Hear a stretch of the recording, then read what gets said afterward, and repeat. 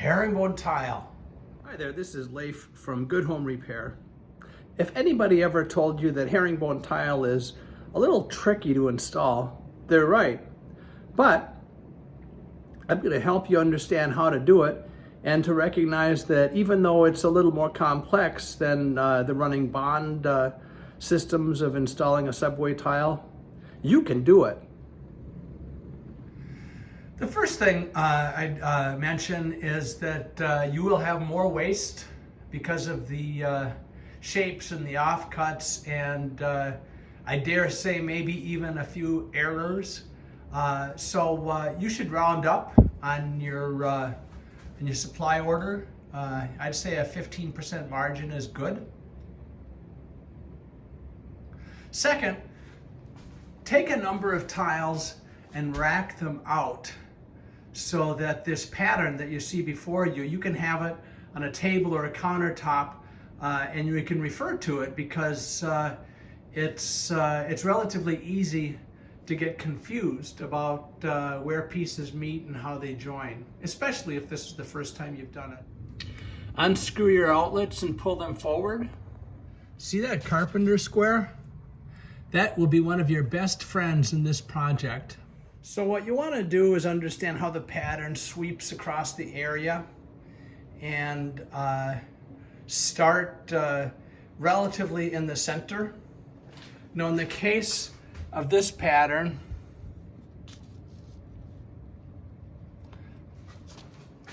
or the other side of the chevron, it's going to repeat about every 17 inches. And so when you take a look at the big picture, you just want to have a feeling for how it's going to look. In this case, we've got it over the center of the oven, and then it's also going to repeat with that chevron above the window. Speaking of the window, so as you build up from the bottom, using a 16th inch spacer and being very careful, supporting the very bottom layer with your carpenter square, it's relatively easy to go up. And we're going to come down and over. And the job here for me is to be incredibly precise so that I'm still running those same 45-degree angles in relationship to the surface of the counter, and everything matches up and looks gorgeous. Speaking of matching up, take a look at what we've got in the corner here. And so I laid this face first, and then this guy I installed first in order then to be able to install this. So once I was able to establish this shape, I could build up from it and build down from it, and then I interlaced as I went to make sure that all of these guys corresponded and were a good fit. This outlet cut is a good example of understanding my approach to cutting out the outlets. There's enough room here that the outlet plate, the cover, will conceal that opening. But what I didn't want to do was snap it right there. And so I make a cut here and a cut here, and then I did a number of smaller cuts so that I could snap those little teeth off, so I had enough room to put a diamond bladed jigsaw and cut across. So once the tiles are set, you can go ahead and reattach your outlet cover, in this case serving me well. You do want to think about how you're going to terminate your edges. In this case, we're using a bullnose, the same color, different vendor. Now at the ceiling, we've got a crown molding. So against drywall, the crown, of course, nestles between the ceiling and the drywall, but up here, that crown is going to ride on top of the tile.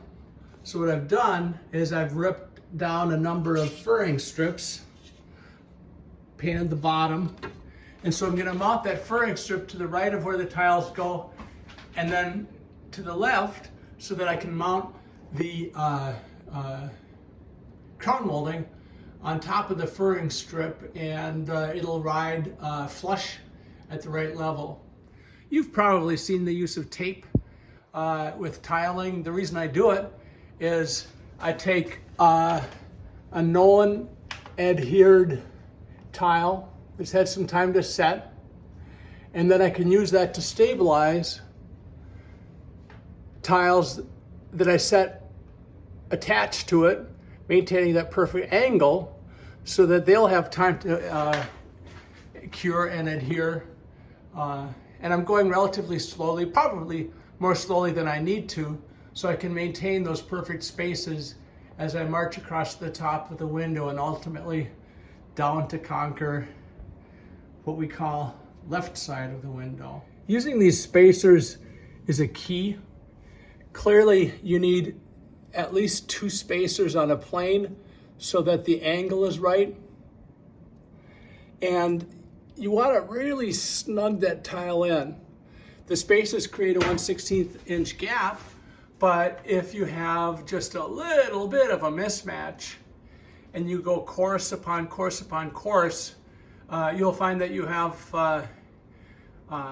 mismatched gaps, and it doesn't look as nice as you want it to. So really be careful to maintain those even gaps.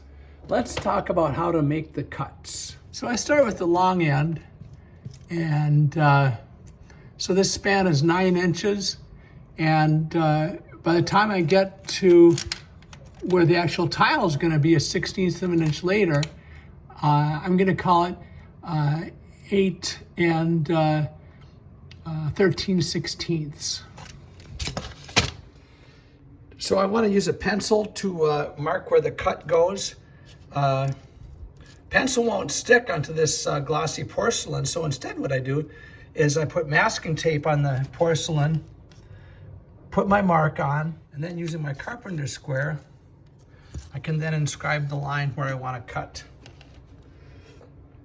You want to pay attention when you're making the cut where you put the line. Do you want to obliterate the line with the kerf, or do you want to preserve the line and put the kerf on the other side? Let's talk about the setup for this tile saw. Now this does kick out a tremendous amount of water, and so I've got it in the basement. I did a couple of things to keep it neater. There's a drain attachment, and so I just run that straight to a bucket for the waste. And then this pump for the water,